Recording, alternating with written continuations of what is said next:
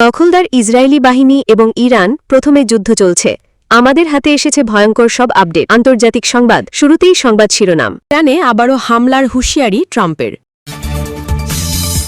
ইসরায়েলের সঙ্গে কোনো যুদ্ধবিরতি চুক্তিতে সই করেনি ইরান, বলছে ইরানের উপপররাষ্ট্রমন্ত্রী। যুদ্ধবিরতিতে এখনও স্বীকৃতি দেননি খামেনি। পার্লামেন্টে বিল পাশ, আইএইএ-কে আর সহযোগিতা করবে না ইরান। চাপের মুখে যুদ্ধবিরতির সিদ্ধান্ত নিতে বাধ্য হন ট্রাম্প, দাবি ইরানি গণমাধ্যমের। এতক্ষণ শুনছিলেন সংবাদ শিরোনাম, এবারে বিস্তারিত।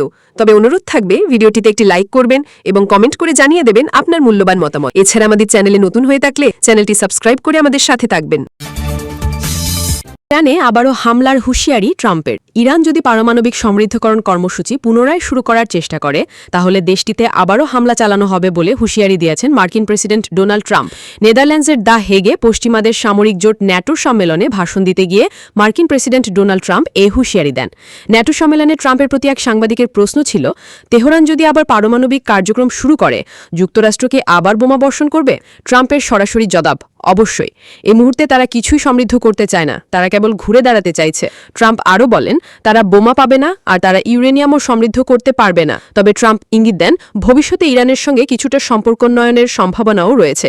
তিনি বলেন, আমার ধারণা শেষ পর্যন্ত আমাদের ইরানের সঙ্গে একটা সম্পর্ক গড়ে উঠবে। ট্রাম্প দাবি করেন, ইসরায়েল ও ইরানের মধ্যে যে যুদ্ধবিরতি হয়েছে তা অত্যন্ত সমতাভিত্তিক। দুই পক্ষই বলেছে এটি যথেষ্ট হয়েছে। তিনি ইরানের পারমাণবিক স্থাপনায় যুক্তরাষ্ট্রের সাম্প্রতিক হামলাকে বর্ণনা করেন একটি বিশাল বিজয় এবং জবরদস্ত এক আঘাত হিসেবে। ট্রাম্প স্বীকার করেছেন ইসরায়েলও এই সংঘাতে বড় ধরনের ক্ষয়ক্ষতির শিকার হয়েছে। ইসরায়েল ভয়াবহভাবে আক্রান্ত হয়েছে, বিশেষ করে গত কয়েকদিনে। ব্যালিস্টিক ক্ষেপণাস্ত্রগুলো অনেক ভবন ধ্বংস করেছে। তবে ইসরায়েলি প্রধানমন্ত্রী বেঞ্জামিন নেতানিয়াহুকে প্রশংসা করে ট্রাম্প বলেন, তিনি দারুণভাবে নেতৃত্ব দিয়েছেন, তার গর্বিত হওয়া উচিত। এর আগে একই সম্মেলনে ট্রাম্প জানান, গাজায় যুদ্ধবিরতি ও বন্দিমুক্তি চুক্তির বিষয়ে বড় ধরনের অগ্রগতি হয়েছে। তিনি মনে করেন ইরানের পারমাণবিক স্থাপনায় মার্কিন ও ইসরায়েলি যৌথ হামলার ফলে এমন অগ্রগতি সম্ভব হয়েছে। ট্রাম্প বলেন, আমি মনে করি আমরা খুব শীঘ্রই খুব ভালো খবর পাব। গাজা চুক্তির খুব কাছাকাছি চলে এসেছি।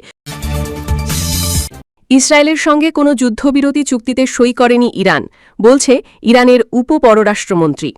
ইরান ইসরায়েলের বিরুদ্ধে প্রতিশোধমূলক হামলা বন্ধ করে দিলেও শত্রুতা স্থগিত করার জন্য কোনো আনুষ্ঠানিক চুক্তিতে সই করেনি। ইরানের উপপররাষ্ট্রমন্ত্রী সাইদ খাতিবজাদেহ একথা জানিয়েছেন।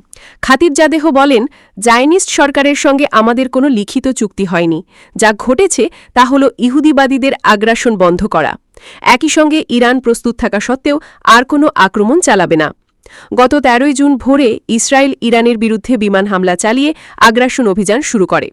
২৪ ঘণ্টারও কম সময়ের মধ্যে ইরান প্রতিশোধ নেয়। এরপর ধারাবাহিকভাবে ইসরায়েলি হামলার জবাবে পাল্টা হামলা চালায় ইরান। ২২ জুন ভোরে মার্কিন বোমারু বিমানগুলো ৩টি ইরানি পারমাণবিক স্থাপনায় আক্রমণ করে।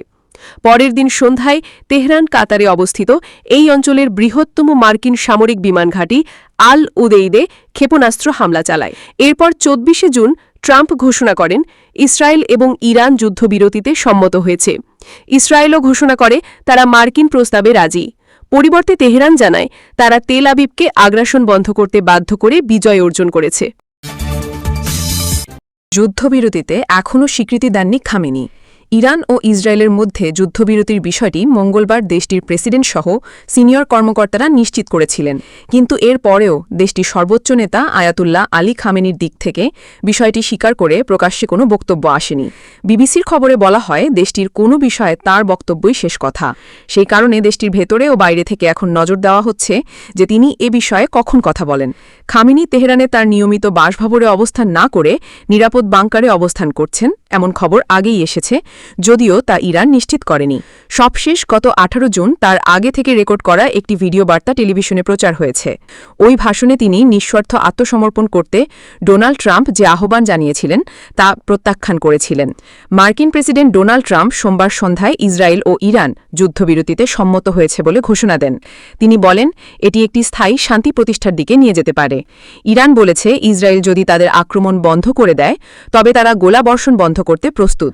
অন্যদিকে ইসরায়েল বলেছে, ইরানে তাদের আক্রমণের উদ্দেশ্য অর্জন হয়েছে, তাই তারা এই যুদ্ধবিরতির প্রস্তাবে সম্মত হয়েছে।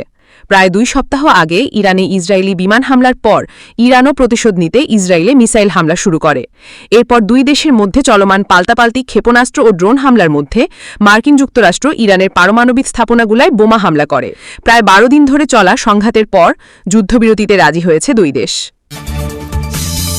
পার্লামেন্টে বিল পাশ, IAEA-কে আর সহযোগিতা করবে না ইরান। ইরানের সংসদ বুধবার জাতিসংঘের পারমাণবিক পর্যবেক্ষক সংস্থার IAEA-এর সঙ্গে সহযোগিতা স্থগিত করার একটি বিল অনুমোদন করেছে। দেশটির রাষ্ট্রঘনিষ্ঠ সংবাদ মাধ্যম নূর নিউজ এ খবর নিশ্চিত করেছে। বিলটিতে বলা হয়েছে, ভবিষ্যতে IAEA-এর পক্ষ থেকে ইরানের পারমাণবিক স্থাপনায় কোনো পরিদর্শন করতে চাইলে তা সর্বোচ্চ জাতীয় নিরাপত্তা পরিষদের অনুমোদন সাপেক্ষে হতে হবে। দেশটির পরমাণু শক্তি সংস্থা পারমাণবিক স্থাপনাগুলোর নিরাপত্তা নিশ্চিত না করা পর্যন্ত IAEA-এর সঙ্গে সহযোগিতা স্থগিত রাখবে। সংসদ স্পিকার মোহাম্মদ বাকের কালিবাফ বলেন, IAEA ইরানের পারমাণবিক স্থাপনাগুলোর উপর ইসরায়েলের হামলার নিন্দাও জানায়নি, বরং তাদের নীরবতা আন্তর্জাতিক গ্রহণযোগ্যতাকেই প্রশ্নবিদ্ধ করেছে। তিনি আরও বলেন, এ কারণে আমাদের পারমাণবিক কর্মসূচি এখন থেকে আরও দ্রুতগতিতে এগিয়ে নেওয়া হবে, যদিও তা শান্তিপূর্ণ উদ্দেশ্যেই। এই বিলটি আইনের রূপ পেতে হলে ইরানের অনির্বাচিত গার্ডিয়ান কাউন্সিল এর অনুমোদন প্রয়োজন হবে।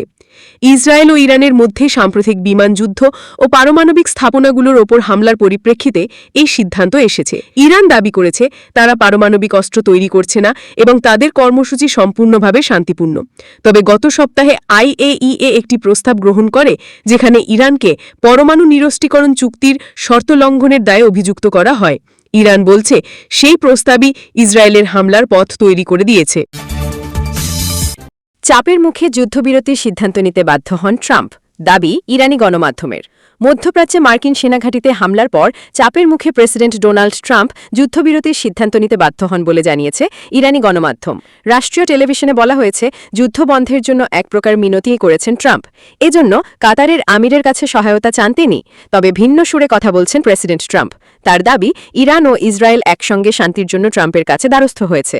মার্কিন জবাবে পরদিন সোমবার 23 জুন রাতে কাতার ও ইরাকের মার্কিন সেনাঘাঁটিতে ক্ষেপণাস্ত্র হামলা চালায় ইরান। হামলার পর যুক্তরাষ্ট্রের কড়া পদক্ষেপের শঙ্কায় ছিল বিশ্ব। তবে ঘটে তার বিপরীত। কিছুক্ষণের মধ্যেই যুদ্ধবিরতির ঘোষণা দেন মার্কিন প্রেসিডেন্ট ডোনাল্ড ট্রাম্প। হঠাৎ ট্রাম্পের এমন সিদ্ধান্তে অবাক হন অনেকেই। আবার অনেকের মনে প্রশ্ন, তবে কি ভয় পেয়ে গেলেন ট্রাম্প? কোনো চাপের মুখে এমন সিদ্ধান্ত নিয়েছেন মার্কিন প্রেসিডেন্ট? ইরানি রাষ্ট্রীয় টিভি IRN জানায়, ট্রাম্প যুদ্ধবিরতির জন্য হাত জোড় করেছেন। কাতারে মার্কিন ঘাঁটিতে ইরানের সফল হামলার পর চাপে পড়ে যুদ্ধবিরতির বার্তা দেন তিনি। গণমাধ্যমটি আরও জানায়, তেহরানের বিরুদ্ধে যুদ্ধে জড়াতে চায় না ওয়াশিংটন। বিভিন্ন গণমাধ্যমের তথ্যমতে ইরানকে যুদ্ধবিরতিতে সম্মত করতে মধ্যপ্রাচ্যের আরেক দেশ কাতারের সহায়তা নিয়েছে যুক্তরাষ্ট্র।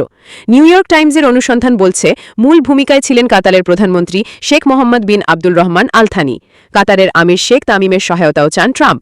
এরপর দোহার কূটনৈতিক উদ্যোগেই ইরান রাজি হয় যুদ্ধ থামাতে। ওয়াশিংটন জানায়, মার্কিন ভাইস প্রেসিডেন্ট JD ভ্যান্স, পররাষ্ট্রমন্ত্রী মার্কো রুবিও এবং মধ্যপ্রাচ্য বিষয়ক মার্কিন দূত স্টিভ উইটকফ তেহরানের সঙ্গে সরাসরি ও পরোক্ষভাবে যোগাযোগ করেন। যদিও মার্কিন প্রেসিডেন্ট ডোনাল্ড ট্রাম্প দাবি করছেন, ইরান ও ইসরায়েল যুদ্ধবন্ধের জন্য তার কাছে অনুরোধ করেছিল। সামাজিক মাধ্যমে তিনি জানান, বিশ্ব ও মধ্যপ্রাচ্য উভয়েই আসল বিজয়ী। দুই দেশের জন্য শান্তি, সৌহার্দ্য ও সম্প্রীতি কামনা করেন তিনি। এছাড়া দুই দেশের ভবিষ্যতের জন্য শুভকামনা জানান ট্রাম্প।